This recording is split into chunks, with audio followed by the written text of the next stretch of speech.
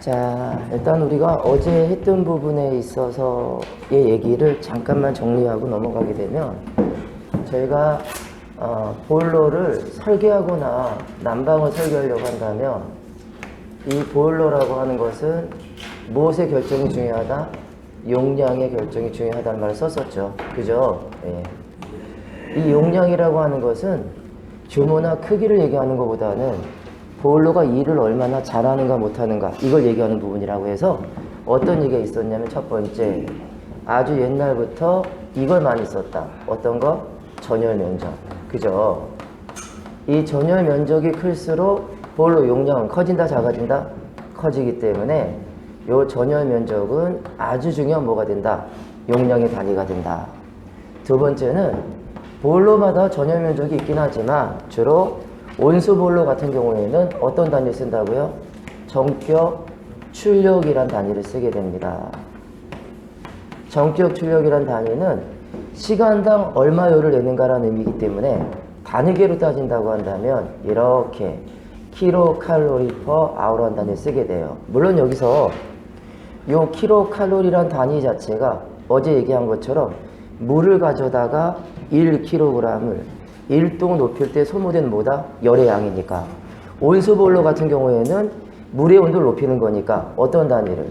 전격 출력의 단위를 용량의 단위로 쓰겠죠. 그리고 세 번째는 얘가 증기 보일러가 됩니다. 증기 보일러는 용량의 단위를 뭐 쓰게 된다? 증기 보일러? 예, 상당 증발량을 쓰겠죠.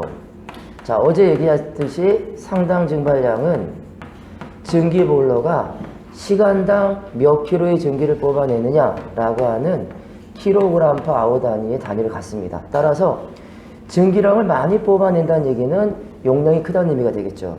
이렇게 표현을 하게 되고 따라서 어떤 거? 여기서 얘기하는 전격 출력은 온수 보일러의 단위가 된다. 여기 상당 증발량은 증기 보일러의 단위가 된다라고 한다면 온수나 증기 보일러를 공통으로 쓸 수 있는 단위가 있었죠. 마지막에 뭐였다는 얘기다? 바로 어떤 거? 보일러 마력이었었죠. 그죠? 여기서 말하는 보일러 마력의 단위는 어떤 보일러에 있어서 온수나 증기를 모두 쓰는 단위가 됩니다. 그러면서 이 마력의 단위 안에는 두 가지의 숫자가 숨어 있다라고 하면서 예를 볼 때 만약에 단위가 1 기준으로 보일러 마력이라고 한다면 이 안에는 어떤 개념으로 봤을 때 전격 출력이란 단위로 계산하게 되면 1마력은 시간당 얼마요를 낼 수 있다고요? 그렇죠. 8435가 되고 모의 단위가 되기 때문에 전격 출력의 단위가 되기 때문에 단위는 어떤 단위를 붙인다고요? 킬로칼로리 퍼 아워 단위가 되겠죠. 이에 반면 이 보일러 마력을 증기 보일러에서 뭐로 표현한다고 한다면 증기 보일러에서 상당 증발량으로 표현한다고 한다면 이 1보일러 마력은 증기를 시간당 얼마 만들 수 있는 거다? 얼마? 맞아. 그죠? 15.65 kg 퍼 아워를 만들 수 있는 용량의 보일러가 우리가 얘기하는 단위가 됩니다. 그럼 이런 용량을 갖고 있는 보일러의 구조가 종류가 어떤 것이 있는가를 봐야 될 건데요. 가장 먼저 우리가 알고 있는 보일러의 종류의 하나는 보일러의 종류는 뭐가 된다? 원통형 보일러가 가장 먼저 만들어졌습니다. 무슨 보일러가 만들어졌다? 원통 구조. 물론 이 원통이라고 하는 개념 자체는 내부에서 압력과 열이 가해지게 되면 강도상 뛰어난 구조가 됩니다. 이 원통 구조가 첫 번째 보일러가 되는데 이 안에다가 물이라든가 장치를 집어넣어서 온수나 증기를 만드는 구조가 가장 첫 번째 만들어진 무슨 보일러다? 원통 구조 보일러가 됩니다. 근데 이 원통 구조 보일러를 보게 되면요, 이런 구조라고 합니다. 이렇게 뭐가 있다라고 한다면 본체가 있어요. 이 본체가 근데 상당히 큰 편입니다. 큰 편인데 이 안에 뭐가 들어간다? 이렇게 물이 들어가거든요. 물이 들어가서 이 물을 갖다가 온수로 만들거나 물을 가져다가 증기로 만들려고 한다면 원통 구조 보일러는 무엇이 필요하다? 열을 전달하는 면적을 둬야 한단 말이야. 그래서 주로 뭘 만드냐면 어디 안에다가 이 원통 구조 안에다가 무엇을 갖다가 이렇게 통을 하나 달아요, 여러분들. 요 통을 담는 이 통의 이름이 뭐가 된다? 우리말로는 노통이라는 장치가 됩니다.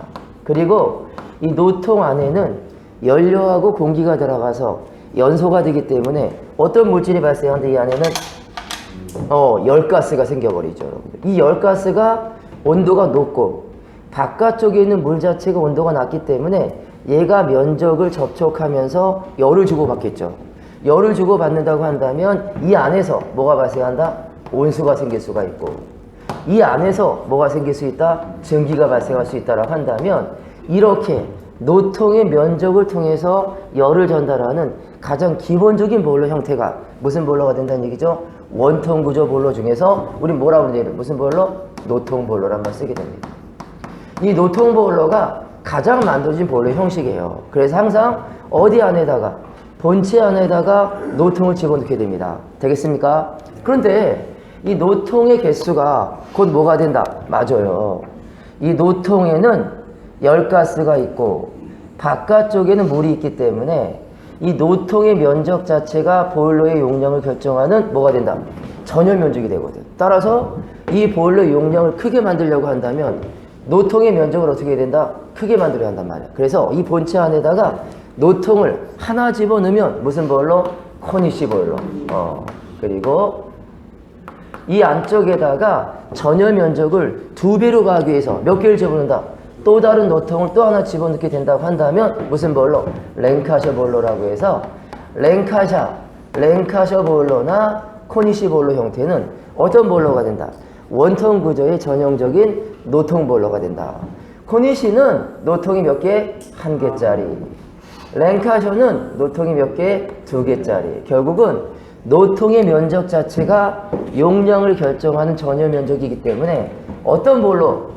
코니시보다는 랭카셔 보일러가 용량이 크다고 볼 수 있겠죠, 여러분들. 그죠? 그리고 나서 이제 아마 이 보일러의 특성은 뭐에 따라 달라진다고 봐야 될까요? 노통의 면적과 형태가 되지 않을까 합니다. 그래서 우리가 기억하고 있는 이 노통이란 말을 생각을 할 때 노통에 몇 가지 구조가 있습니다. 자, 저희가 기억하고 있는 노통의 구조는 간단하죠, 여러분들. 어디가 저한점이냐면 이거죠. 어떻게 하면 열을 많이 전달하는가? 결국은 열을 전달하는 무슨 양? 전열량 자체가 많아지게 된다고 한다면 물의 온도가 높아지겠죠, 여러분들. 물의 온도가 높아지고 일정 온도 이상, 더 이상 온도가 높아지지 않으면 물이 뭐로 바뀐다? 증기로 바뀌면서 내가 원하는 온수나 증기를 만들 수 있잖아. 그래서 이 노통의 구조나 면적이 정말 중요하다고 합니다. 그래서 이런 노통의 구조에는 일단 뭐가 있다? 이렇게 평형이란 말이 있다고 합니다. 무슨 노통? 평형 노통이 있대요, 여러분들. 평형이라는 의미 자체는요, 어떤 의미냐면 여기가 이렇게 노통이라고 생각한다고 한다면 노통의 구조가 무슨 모양이다? 일자 모양인 거지. 이렇게 일자 모양으로 노통의 구조를 형성한다고 한다면 무슨 노통이라는 얘기다? 평형이에요. 하지만 평형 자체는요, 전열 면적을 넓힐 수가 없기 때문에 면적을 넓힐 목적으로 가공을 해서 어떻게 만든다? 꾸불꾸불하게 만들어 버린단 말이야. 이렇게 꾸불꾸불하게 만들어 버린다는 얘기는 평형의 반대, 뭐가 된다는 얘기죠? 파형 노통 자체가 되는 거죠. 자, 여기서 말하는 파형의 구조의 특징은 눈으로 보면요, 길이가 똑같이 보이긴 하지만 실제 펴보면 얘가 더 길죠, 여러분들.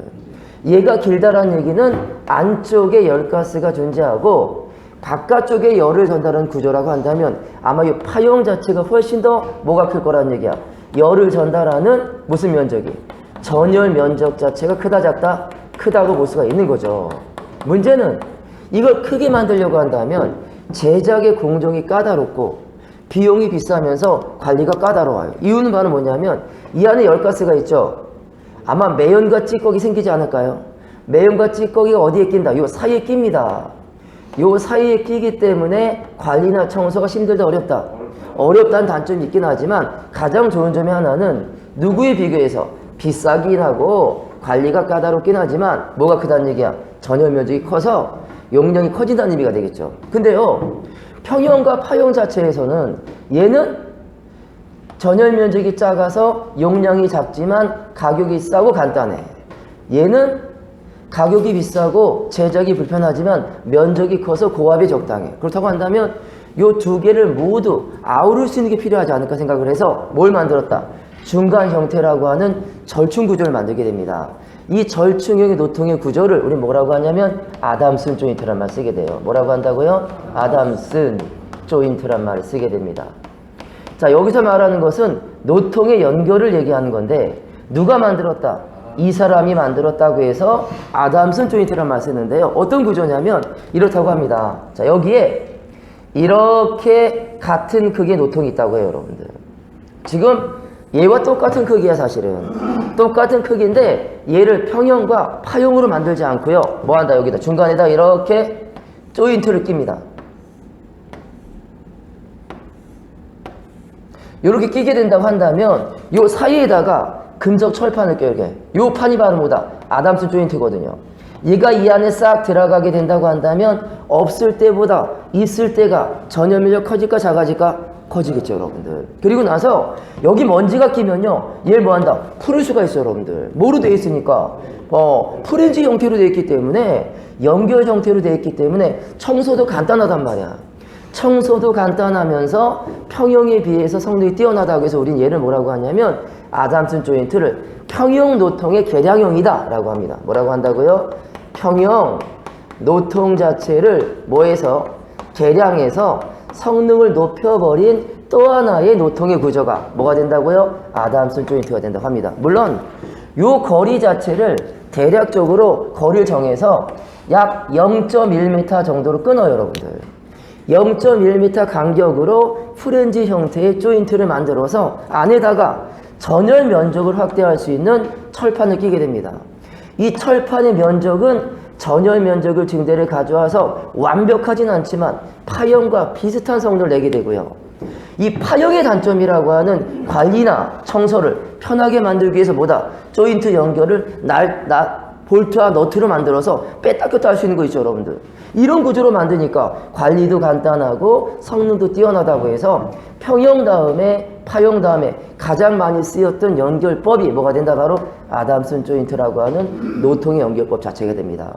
이런 노통을 하나 집어넣으면 코니시 보일러, 이런 노통을 두 개 집어넣으면 랭카샤 보일러. 물론 원통이란 본체 구조 안에 집어넣어서 면적을 확대하는 이 보일러 자체는요, 우리가 기억하고 있는 모든 보일러 중에서 가장 먼저 만들어진 첫 번째 보일러가 바로 뭐다? 원통 구조 중에서 노통 형태 보일러가 됩니다. 하지만 이 노통 보일러는요, 전열 면적의 확대가 제한적이죠. 왜냐하면 이 안에다만 집어넣어야 하기 때문에 3개, 4개를 집어넣는다, 못 집어넣는다? 집어넣을 수가 없어요, 여러분들. 그래서 최대한 몇 개까지밖에, 이거밖에 안 되거든요. 그런데 뭐가 됐을까요? 계속적으로 산업이 증대하면서 발전하면서 더 큰 용량의 보일러가 필요했단 말이야. 그래가지고 우리는 이 원통 구조 보일러 중에서 두 번째 보일러를 만들게 됩니다. 그 두 번째 보일러 자체가 어떤 보일러가 됐냐면 이 보일러가 되는 거죠. 뭐냐면 두 번째는 원통 중에 두 번째 보일러, 뭐가 만들어진다? 연관 보일러가 만들어지게 돼요. 무슨 보일러? 연관 보일러. 자, 연관은 어떤 거냐면 연소가스가 지나가는 길이야. 한마디로 이 얘기가 되지 않을까요? 노통 안에, 노통 보일러는 노통이 몇 개밖에 못 들어간다? 2개밖에 집어넣을 수가 없잖아. 이유는 바로 뭐다? 지름이 크다 작다? 크기 때문에 2개밖에 집어넣을 수가 없어. 그렇다고 한다면 얘를 많이 집어넣을수록 전열 면적이 커진다라고 하는 의미는 얘 무엇을 갖다가 지름을 작게 해서 2개가 아니라 수십 개를 집어넣게 된다고 한다면 더 면적이 커지지 않을까라고 해서 뭘 만들었다? 바로 연관을 개발하게 됩니다. 이 연관은요, 이름 아는 것처럼 내부에 뭐가 들어있다? 연관이니까 내부에 열가스가 들어있고, 여러분들. 그리고 이 연관의 바깥쪽이죠, 외부에 뭐가 있다는 얘기죠? 물이 있어서 이 열가스와 물이 열을 전달하는 전열 면적이 하나가 연관이거든요. 이런 볼을 만들었어요. 어떻게 만들었느냐? 라고 하게 된다고 한다면 얘가 이렇게 원통 구조가 있을 때 이 안에 물이 이만큼이 들어가 있다고 한다면 노통과 같이 전열 면적을 확대할 목적으로 얘는요, 관을 하나가 아니라 수십 개를 어디에 집어넣는다는 얘기가 바로 이 안에다가 이렇게 집어넣게 됩니다. 자, 지금 몇 개가 들어가는 거예요? 4개, 8개, 9개, 10개, 뭐 11개 막 집어넣는 거지. 집어넣는다는 의미 자체는 이 안에 열이 있고 바깥쪽에 물이 있으니까 이 면적 자체가 다 뭐가 된다? 전열 면적이 돼서 누구보다는 노통보다는 전열 면적을 뭐 할 수 있다고? 확대할 수가 있어서 노통 다음에 나온 볼로가 무슨 볼로가 된다? 연관 볼로 형태가 됩니다. 근데요, 요 연관 볼로에서는 특징이 하나 있어요, 여러분들. 자, 연관의 지름이 크다, 작다? 작아요. 작기 때문에 본체 안에다가 연소실을 설치할 수가 없어. 그래서 얘 같은 경우에는 버너나 연소실이 본체 안쪽에 있다, 바깥쪽에 있다? 바깥쪽에 있어서 바로 어떤 방식의 외분형 볼로의 시초가 됩니다. 외분식 구조가 된다. 외분형 볼로라는 말 자체는 연소실의 위치가 본체 어느 쪽에 있다는 얘기죠. 바깥쪽에 있는 볼로가 뭐가 된다? 외분형 볼로가 돼서 우리가 알고 있는 외분형 볼로의 시초는 어떤 볼로였다는 얘기죠? 연관 볼로에서 만들어진 거죠, 여러분들. 이렇게 이 연관 안에다가 열가스를 집어넣고 물을 집어넣어서 열을 만들다 보니까 우리가 고려점이 하나 생겼어. 어떤 고려점이냐면 바로 이 연관의 배열에 대한 생각이 생각이 됩니다. 아시는 것처럼 연관의 배열은 지금 어떤 배열이죠? 이렇게 되어 있으니까 무슨 배열입니까? 이거는 정사각, 바둑판 배열을 하잖아요, 여러분들. 무슨 배열이라고요? 바둑판 배열을 하게 됩니다. 물론 바둑판 배열의 또 다른 이름을 뭐라고 하죠? 우리는 정사각 배열이라는 말 쓰잖아. 정사각형의 바둑판 배열의 핵심은 뭐가 되냐면 이 길을 터주는 거야. 여기의 길을, 여기의 길을, 여기의 길을 터서 흘러오게 만드는 거니까 뭐가 주안점이냐면 바둑판의 연관 배열은 볼로 내부에 있어서 무엇을 갖다가 그렇습니다. 어떤 거? 수름, 물의 순환을 뭐하게 할 목적이다? 순환을 양호하게 만들 목적으로 연관의 배열을 무슨 구조로 만든다? 바둑판 배열로 만들기도 합니다. 자, 근데 요 바둑판 배열의 핵심은요, 물이 잘 흘러가는 구조가 되잖아요. 하지만 만약에 배열을 어떤 배열로 잡아준다라고 한다면 지그재그 배열을 한다고 한다면, 자, 무슨 배열? 지그재그. 뭐 다른 말로 얘기하면 어떤 거다? 마름모꼴 배열로 한다고 한다면 지그재그라고 하는 마름모 배열의 목적은요, 뭐에 있냐면 전열 면적이 확대해요, 여러분들. 전열이 증대입니다. 자, 여기서 말하는 전열의 증대라는 의미를 보게 된다고 한다면 얘는 정사각이잖아, 여러분. 그죠? 근데 얘를 지그재그로 한번 해볼까요? 연관을 이렇게 설치해 놓고 어느 쪽에다가 이쪽에다 이렇게 또 배열을 합니다. 또 어디에다가 이렇게 배열을 하게 됩니다. 또 어디에다가 이렇게 배열을 하게 됩니다. 또 어디에다가 이렇게 배열을 하게 된다고 한다면 우리말로 얘기하면 지그재그 되겠습니까? 자, 밑에도 지그재그인데 마치 무슨 모양이 된다고 여러분? 마름모꼴 모양이 된단 말이야. 이렇게 배열을 하게 되면 통로가 다 막혔어요, 여러분들. 이 안에 열가스가 있는데 물이 흘러간 통로가 다 막혀요. 여기 가도 부딪히고 여기 가도 부딪히고 여기 가도 부딪히고 흘러갈 구멍이 없어.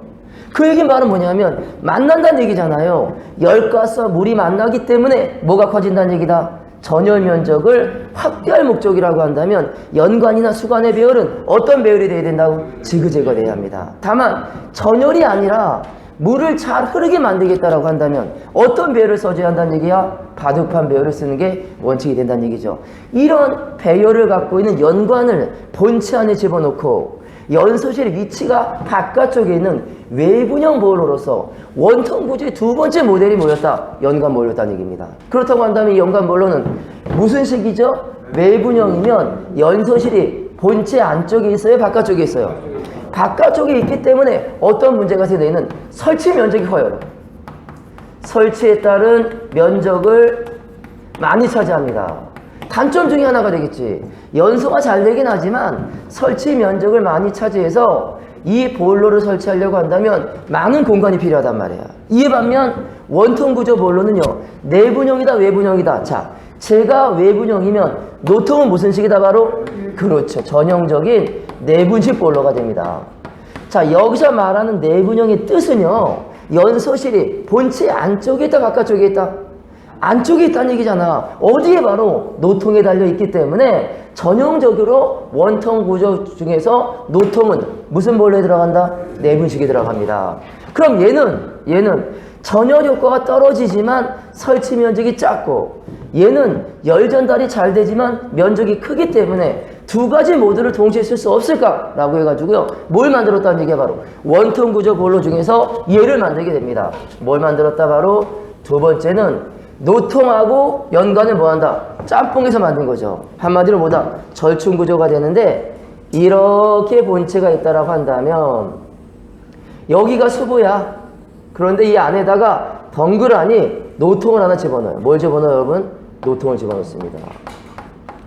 자, 그리고 노통 주위에다가 이렇게 또다시 연관을 같이 배열하게 됩니다. 이렇게 배열한다고 한다면 이 구조는요, 노통과 연관을 모두 같이 쓰고 있는 거 아닙니까? 맞습니까?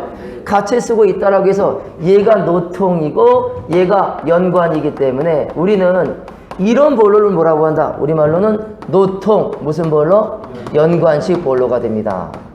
자, 여기서 말하는 노통 연관식 볼로의 핵심은요, 노통과 연관을 모두 갖고 있는 바로 어떤 구조가 된다? 패키지 형태라고 해서 무슨 볼로? 패키지 볼로라 말 쓰기도 하죠. 이 패키지 볼로인 노통 연관 볼로는요, 노통과 연관의 장점을 다 갖고 있기 때문에 아마 어떤 계열에서만큼만은 원통 구조 계열에서만큼만은 가장 뭐가 뛰어나다? 용량이 뛰어난 볼로가 누가 된다? 노통 연관 볼로가 되지 않을까 합니다. 자, 그럼 하나 물어보겠습니다. 노통 연관 볼로, 노통 볼로, 연관 볼로 모두 연소실의 위치에 따라서 내분형, 외분형을 결정하는데요. 여러분 이 구조인 노통 연관형은 연소 방식에 따라서 내분식입니까? 외분형입니까? 내분식이죠. 왜? 노통에 번호가 있으니까 얘가 번호가 있어서 본체 안에 있기 때문에 맞아요. 노통 연관 볼로는 외분형이 아니라 내분식 볼로가 됩니다. 그래서 연관보다는 설치 면적을 많이 차지하지 않아. 그렇습니까? 그런데 노통의 연관을 같이 쓰기 때문에 전열 면적이 커서 원통 구조 중에서 가장 뭐가 높다고 봐야 된다? 성능이 뛰어나고 효율이 높다라고 볼 수 있는 게 바로 뭐냐면 첫 번째 어떤 구조? 원통 구조 볼로가 현재 쓰고 있고 쓰였던 볼로의 시작점이었습니다. 되겠습니까? 결국은 노통의 구조나 면적, 연관의 면적이나 개수들 이런 것들 자체가 전부 뭐가 될 수 있다는 얘기야? 하나의 전열 면적이기 때문에 어제 얘기한 것처럼 보일러에서 얘기하는 전열 면적의 핵심은요, 그거죠. 어떻게 하면 열을 많이 전달하는가? 자, 전달되는 열의 양을 뭐라고 한다? 전열량이라는 말 쓰게 됩니다. 그런데요, 이 전열량이 증대하려고 한다면 물과 열가스가 많은 무엇이? 면적이 커져야 된단 말이야. 이 면적을 크기 위해서 노통을 만들고, 면적을 크게 만들기 위해서 노통을 파형으로 만들고, 면적을 크게 만들고 관리를 용이하게 만들기 위해서 노통을 뭐로 만들었다? 아담슨 조인트 형태로 만들고 더 이상의 용량의 증대가 없으니까 이제 뭐로 갔다? 연관 시대로 넘어간다. 연관을 만들어 버리게 되면 원통 안에다가 두 개가 아니라 뭐가 된다고요? 수십 개의 관을 집어넣을 수 있는데 이 관의 모든 외경 자체가 뭐가 된다는 얘기죠? 전열 면적이 된다는 얘기죠. 전열 면적이 커야 뭐가 늘어난다? 전열량이 증가한다는 얘기야. 얘가 늘어야만이 온수의 온도가 높아지고 얘가 커져야만이 증기를 만들 수가 있기 때문에 어떻게 하면 열을 많이 전달하고 어떻게 하면 전열량을 증대하는 것이 우리가 기억하고 있는 첫 번째 원통 구조 볼로에 개발되는 기준이었다는 얘기죠, 여러분들. 그렇습니까? 이렇게 만들어서 누가 만들어줬다는 얘기다? 바로 원통을 만들었는데 문제는 이런 원통 구조 볼로에서 한계점이 생기는 거예요. 어떤 한계점이냐면 여기 보도록 하겠습니다.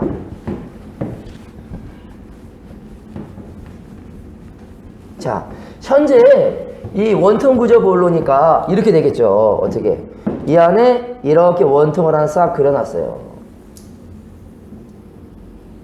그려놓고요. 가장 성능이 뛰어나다라고 하는 무슨 볼로? 자, 여기가 수부가 이렇게 존재하게 되면 이쪽에 물이 있는 곳이잖아요. 이 물이 있는 곳, 우린 얘를 뭐라고 한다? 물이 존재하는 부분을 우리는 뭐라고 하죠? 수부라고 합니다. 뭐라고 한다? 바로 수부. 그러면 얘가 만약에 증기가 발생한다고 한다면 얘가 수면의 위쪽일 거 아니야. 여기 뭐가 존재한다? 증기가 존재하니까 우린 얘를 뭐라고 한다? 바로 증기부라고 합니다. 이렇게 바로 수부와 증기부 자체가 어디 구조 안에서? 원통 구조 안에 저장돼 있어. 그런데요, 요 원통이 엄청 크거든. 엄청 커서 이 안에 물이 많다 적다? 엄청 많아. 근데 우리가 알고 있는 말이 있어. 라면을 끓여 먹기 위해서 냄비를 물을 가하는데 하나를 끓일 때는 물이 많이 들어가요? 적게 들어가요? 적게 들어가니까 빨리 끓어버린단 말이야. 그런데 10개의 라면을 끓이려고 한다면 냄비가 커야 되잖아. 냄비가 크고 그 안에 물이 많이 들어가야 한다는 얘기니까 훨씬 더 시간이 오래 걸릴까 적게 걸릴까? 오래 걸린단 말이에요.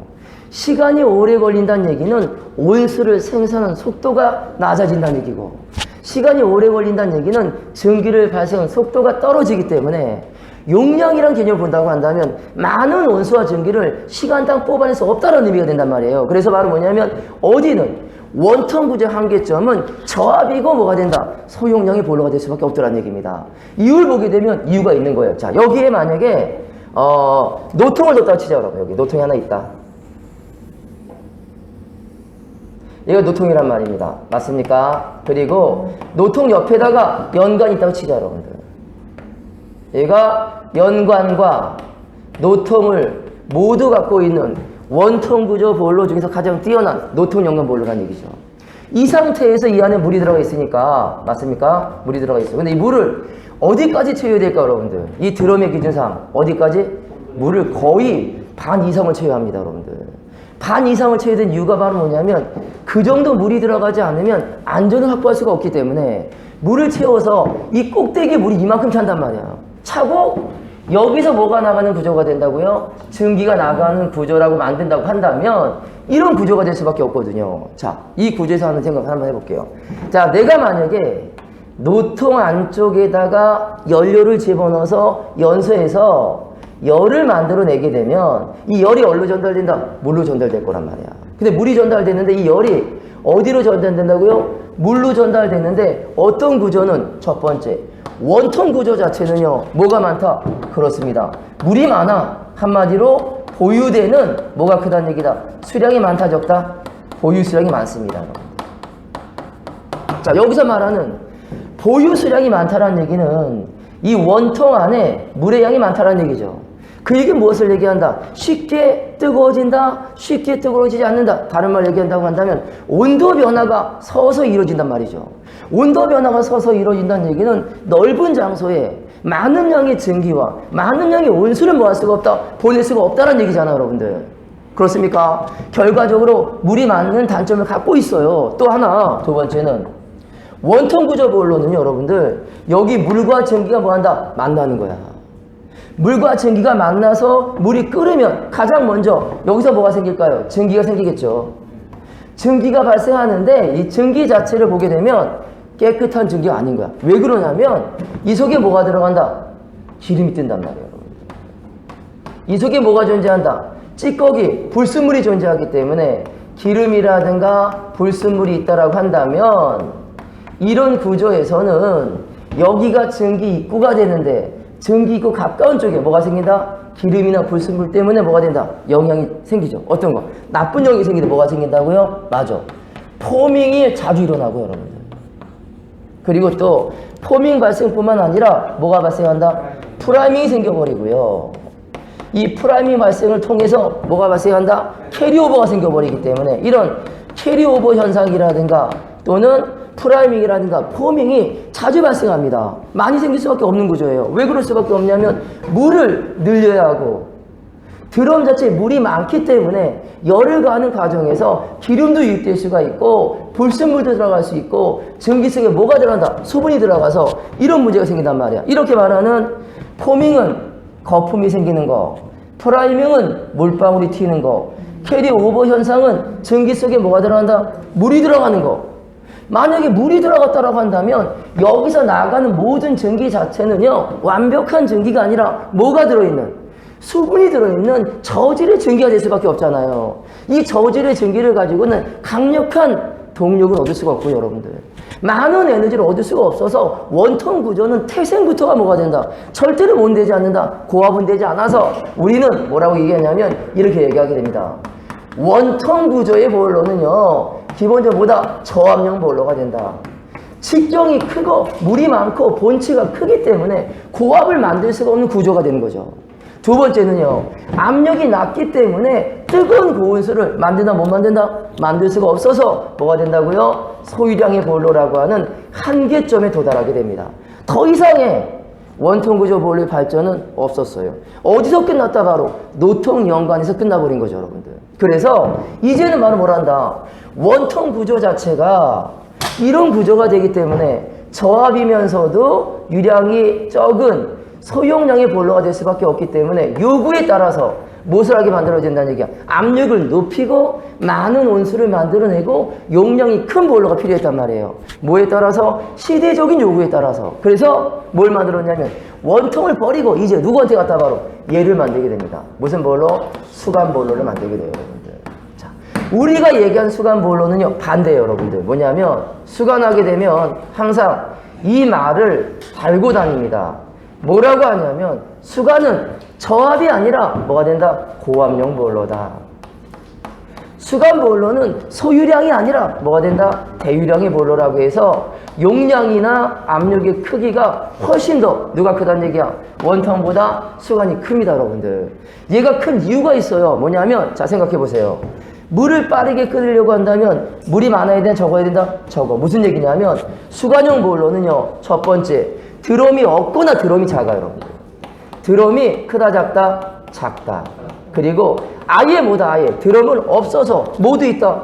드럼이 있는 거 없는 거? 없는 볼로도 있다. 뭐가 바로 없다? 이 물이 들어가는 공간이 없어. 이 드럼이 작아. 드럼이 작아서 보유수량이 많아요, 적어요? 보유수량이 적단 말입니다. 보유수량이 적다라는 의미는 곧 무엇을 얘기한다? 빠른 시간 안에 많은 열을 만들 수 있다는 얘기잖아. 이런 구조로 되어 있습니다. 그리고 완벽하게 뭐가 된다? 완벽하진 않지만 폼인가 프라임인가 캐리오버 같은 부분들을 뭐 할 수 있다? 제어할 수 있단 말이야. 또 그래서 뭐냐면 두 번째는요. 드럼이 작으면서 또 드럼이 없거나 또 뭐가 된다? 직경이 작은 뭐다? 수관의 구조를 갖고 있어요, 여러분들. 자, 수관이라는 의미 자체는 이런 구조라고 합니다. 자, 여기를 볼게요. 만약에 여기에 이렇게 작은 뭐가 존재하죠?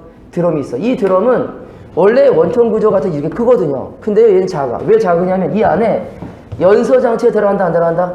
안 들어가거든. 얘는 그냥 뭐다? 통이기 때문에 이 안에 연소 장치나 노통 이런 게 들어가지 않으니까 작아도 괜찮아. 그리고 밑에 쪽에 또 뭐가 있다? 이렇게 또 다른 드럼이 있어서 드럼이 몇 개죠, 여러분들? 두 개인데요. 위에 있는 드럼을 상부 드럼, 아래에 있는 드럼을 하부 드럼이라고 표현을 하게 됩니다. 표현해서 어떤 구조가 된다? 이렇게 배관을 거쳐가지고 어느 쪽으로 하면 물이 들어간다, 안 들어간다? 들어가죠, 여러분들. 이 물은요, 이 보유 수량은 많다, 적다? 작단 말이야. 누구에 비해서 원통보다 작기 때문에 빨리 끓겠죠, 여러분들. 빨리 끓으면서 직경이 작으니까 뭐가 걸린다? 고압이 쉽게 걸리겠죠, 여러분들. 이렇게 돼서요, 이 물을 내려갈수록 이렇게 관을 만듭니다. 관을 만들어서 이 관을 내려갈 강자에서 뭐라고 한다? 강수관이란 말을 쓰게 되는데, 강수관 안은 뭐가 내려온다? 물이 통과되는 거겠지. 통과돼 물이 싹 들어간 물 자체가 다시 어느 쪽으로? 요렇게 이 관을 거치게 됩니다. 요 관이 바로 뭐냐면 지금 이게 무슨 관이다? 수관인데요. 수관을 만들어서 이렇게 꼽아버립니다. 꼽아버리게 된다고 한다면 여기서 증기가 만들어지겠죠, 여러분들. 맞나요? 이렇게 나가는 구조가 돼버려요. 그리고 나서 여기에는 증기가 생기는데 증기가 올라가는 배관, 이 배관을 이렇게 만듭니다. 이 배관 자체는 올라가는 거니까 오를 승자를 써서 뭐라고 한다? 승수관, 승기관이란 말 쓰는데요. 이쪽으로는 증기가 올라가고 이쪽으로는 물이 떨어져서 물과 증기의 흐름이 무슨 차이에 따라서 밀도나 비중의 차이에 따라서 자연적으로 흐름을 갖는다라고 하는 수관형 보일러 중에서 무슨 보일러다에는 자연 순환식 수관 보일러를 만들게 됩니다. 자, 여기서 말하는 자연 순환식 수관 보일러의 핵심은요, 순환 방식이 뭐다? 자연이다, 강제다? 자연이란 얘기니까 기기를 쓰지 않는 무슨 차? 증기와 물의 밀도 차를 이용한다는 얘기고, 증기와 물의 비중 차를 이용해서 기계 없이 흐르게 만든다는 얘기야. 그래, 얘가 중요한 게 아니라 요 노란색 배관 있죠, 여러분들. 요 노란색 배관이 무슨 관이야? 바로 수관이야, 여러분들. 자, 여기를 볼게요. 원통은 이 안에서 열을 가져, 물한테. 맞습니까? 그런데 물이 너무 많으니까 시간이 오래 걸리기 때문에 어디 안에? 요 수관 안에 뭐가 들어있다? 물이 들어있어서 반대로 뭘 하게 된다는 얘기냐면 수관의 바깥쪽에다가 얘를 설치해요, 여러분. 그냥 여러분 알고 있는 것처럼 수관의 바깥쪽에다가 이렇게 버너를 달아요. 버너를 달아서 이 버너에서 뭐가 만들어진다? 열을 쏴주는 거죠, 여러분들. 이 열이 나오는 불꽃을 100개, 1000개 만들 수 있어. 막 만들어서 열을 많이 전달하게 되면, 자, 일단 이 불꽃의 개수가 많아질수록, 자, 여기에서 이렇게 화염을 만들고, 여기에서 이렇게 화염을 만들고, 이렇게 화염을 여러 개 만들어서 이 안에 직접 열을 전달하게 되면 이 안에 물은 많을까요, 적을까요? 수관이기 때문에 적죠. 물의 양이 적으면서 이 내부는 고압이 걸릴까요, 저압이 걸릴까요? 고압이 걸리겠죠. 고압이 걸려버린다는 얘기는 온도가 높아진다는 얘기고, 물의 양이 적다는 얘기는 쉽게 데워지는데, 바로 어떤 방식이냐면 이 불꽃이란 열을 마음대로 뭐 할 수 있다, 바로 늘릴 수가 있다는 얘기야. 한마디로 이 열이 무슨 양이다? 전열량이잖아, 여러분들. 이 전열량이 커지면 물이 빠르게 온도가 높아지겠죠. 물이 온도가 높아지면서 증기를 많이 만들 수가 있기 때문에 얘는 그런 구조가 안 되는 거죠. 자, 볼까요? 얘는요, 여기에 열이 있잖아요, 여러분들. 열이 있는데 열의 양이 제한적이죠. 맞습니까? 요 면적밖에 없잖아. 얘가 제한적이기 때문에 물을 빠르게 데필 수가 없는 구조라니까요. 하지만 얘는 이 안에 물이 있어. 그리고 바깥쪽에 뭘 달아준다? 연석이를 얼마든지 달 수가 있어. 달아서 불꽃이 4배의 열이 나죠. 10개 달 수도 있으니까 이 불꽃의 양에 따라 뭐가 틀려질까? 전열량이 달라지겠지.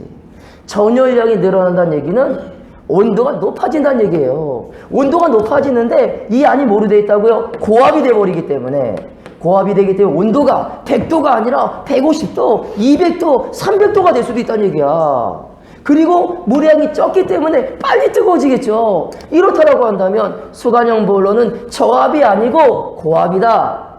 수관형 보일러는 소유량이 아니고 대용량 보일러다.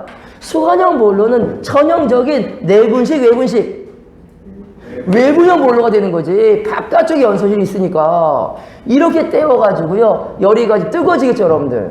뜨거워진 놈은 위로 올라가고 차가운 놈은 내려오고, 뜨거워지면 올라가고 차가운 게 내려온다라고 한다면 무엇이 된다? 자연적인 흐름, 뭐가 발생하죠? 대류가 생기죠, 여러분들. 이런 밀도나 비중에 따라서 순환하는 방식이 어떤 방식이다? 자연순환식, 무슨 방식? 수관 방식입니다. 그런데 이걸 계속 오래 쓰다 보게 되면 어떤 문제가 생기죠? 비중차가 커진다, 작아진다? 작아지게 됩니다. 얘가 저온이고 얘가 고온이고요. 얘가 가볍고 얘가 무거워야만 흐름이 생기는데, 계속 보일러를 가동하다 보게 되면 밀도나 비중차가 비슷하게 되는 경우가 생깁니다. 차이가 없다라는 얘기는 골라낸다, 못 골라낸다? 골라낼 수가 없다는 얘기잖아요. 맞죠? 그 얘기는 바로 뭐냐면 그때는 또 다른 방식을 써야 되기 때문에, 자, 이 자연순환 수관 보일러 대신에 뭘 만들었다? 밀도나 비중차가 적어졌을 때 순환을 강제로 만들기 위해서 어떤 거? 강제순환 수관을 만들게 됩니다. 맞습니까? 자, 그러면 강제순환 수관 보일러의 특징은 바로 이거예요, 여러분들. 자, 여기 볼게요. 여기에 드럼은 그대로 있습니다. 근데 드럼이 원래 자유는 몇 개죠? 지금 2개잖아요. 2개의 드럼을 뭐로 만들었다? 하나로 만들어 놓고 아예 밑에다가 드럼을 없앴어요, 여러분들. 드럼을 없앤 상태에 뭘 달았냐면 여기다 펌프를 달아버립니다. 이 펌프는 급수 펌프가 아니야. 순환 펌프야. 순환 펌프를 달아서 어떤 구조가 된다? 바깥쪽 라인에서 어느 드럼으로? 상부 드럼 자체로서 물이 딱 들어가게 되면 이 물을 바로 어느 쪽으로, 여러분들? 뽑아서 어느 쪽? 그냥 펌프를 직결해 버립니다. 직결하게 펌프는 왕복동 구조가 되든 원심 구조가 되든 간에 동력을 쓰기 때문에 밀도나 비중이 무관하게 지속적인 급수를 도와줄 수 있잖아. 얘가 돌아가게 되면 얘가 바로 뭐다? 여기부터가 뭐거든? 여기부터가 수관이야. 바로 수관을 연결해서 꼽아버립니다. 꼽아버리면 저게 나가는 구조죠, 여러분. 자, 보세요. 자, 드럼이 몇 개다? 상부 드럼, 증기 드럼 몇 개만 존재한다고요? 하나. 밑쪽에 뭐가 존재한다? 펌프. 어떤 펌프? 순환 펌프가 하나다. 이 순환 펌프 하나하고 상부 드럼 하나를 연결해서 무슨가 수관을 직결했다. 물론 수관 안에는 펌프가 쏴주면 뭐가 통과되죠? 물이 통과되는데 이 물을 뜨겁게 증기로 만들려고 한다면 분명히 수관의 바깥쪽에 뭐가 필요하다? 연소장치가 필요해서 아까 얘기한 것처럼 여기에다 이렇게 연소기를 달 수도 있고요. 여기에다 이렇게 연소기를 달 수 있고요. 이렇게 연소기, 이렇게 연소기를 달아버리죠. 달아버리면 여기에서 불을 가합니다. 여기에서 열을 전달하고요. 여기에서 열을 전달하고 여기에서 열을 전달하고 여기저기 모두 열을 전달해. 결국 뭐가 될 수밖에 없다는 얘기냐면 전열량이 증가한다 감소한다? 늘어난다는 얘기잖아요. 얘가 늘어나게 되면 이 물의 온도는 빠르게 높아지겠죠. 온도가 빠르게 높아지는데 100도는 필요하지 않다. 나는 100도가 아니라 200도, 300도가 필요하기 때문에 이 직경이 커요, 작아 여러분들? 작아서 뭐가 된다? 고압이 걸려버린다고 한다면 온수의 온도가 높아질 거 아니야. 높아져서 빠른 시간 안에 많은 양의 증기를 만들 수가 있는데 문제는 얘가 없으면 순환이 안 되거든요.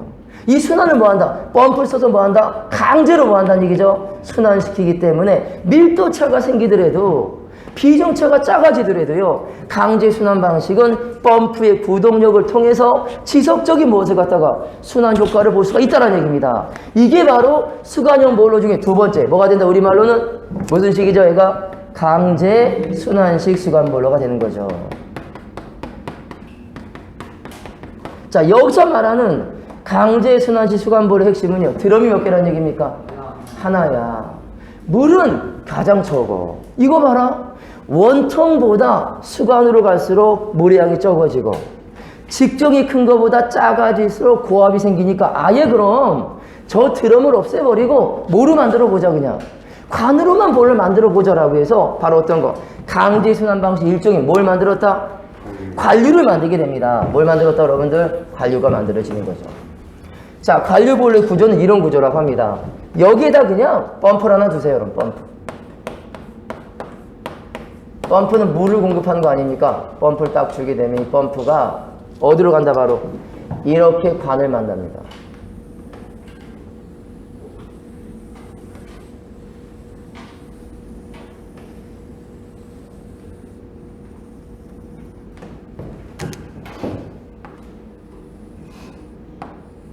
자, 요 관이 무슨 관이다? 바로 얘가 수관이에요. 자, 이 수관 안에는 누가 쏴주는? 펌프가 쏴주는 뭐가 존재한다? 물이 들어가죠, 여러분들. 맞습니까? 이런 구조인데 눈을 보면은 드럼이 보인다 안 보인다? 보이지 않아요. 드럼이 없어요. 드럼이 없다는 얘기는 펌프가 물을 쓰면 이 안으로 물이 들어와서 얘가 여기를 거치면서 뭐가 돼야 한다? 뜨거워져야 하는데 우리가 알고 있죠. 온도를 높이는 방법은 무엇을 하는 거다? 전열량을 증가하는 거다.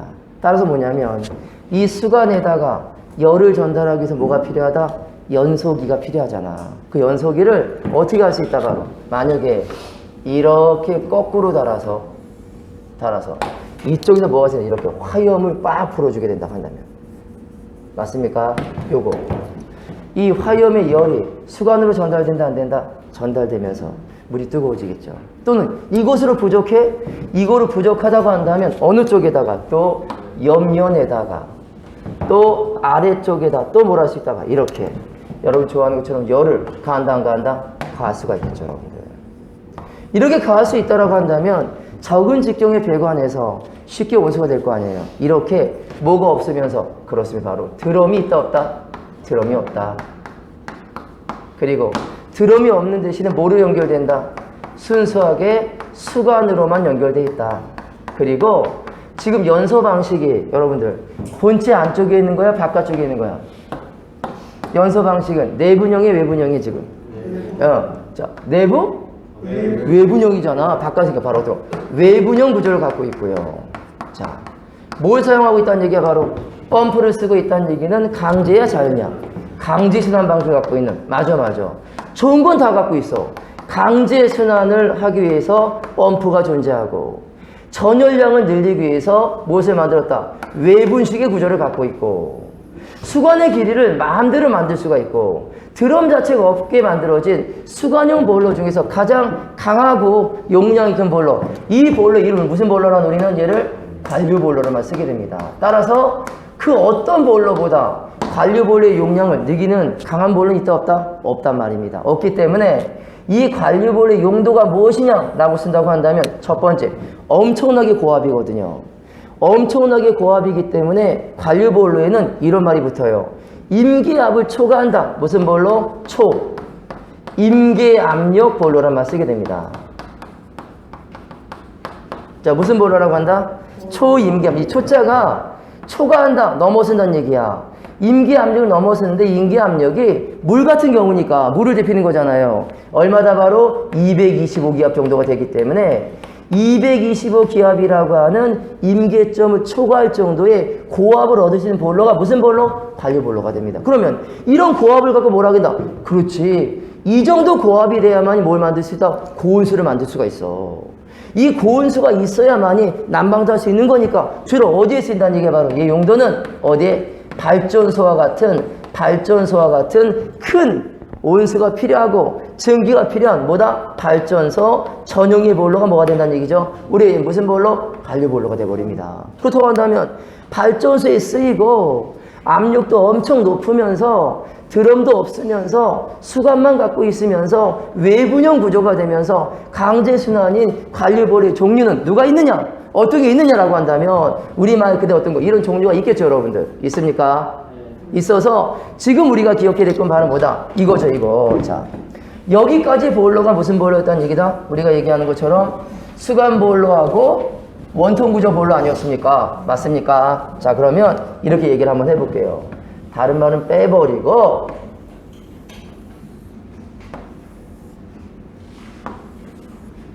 자, 무슨 보일러가 있다? 바로 원통 보일러가 있다라고 한다면 항상 원통 보일러는 무슨 말이 붙는다고요? 저압. 그죠, 여러분들? 또 소유량. 맞습니까? 자, 첫 번째 무슨 보일러? 노통 보일러. 또 무슨 보일러? 연관 보일러. 또 무슨 보일러? 노통 연관 보일러가 된다는 얘기죠.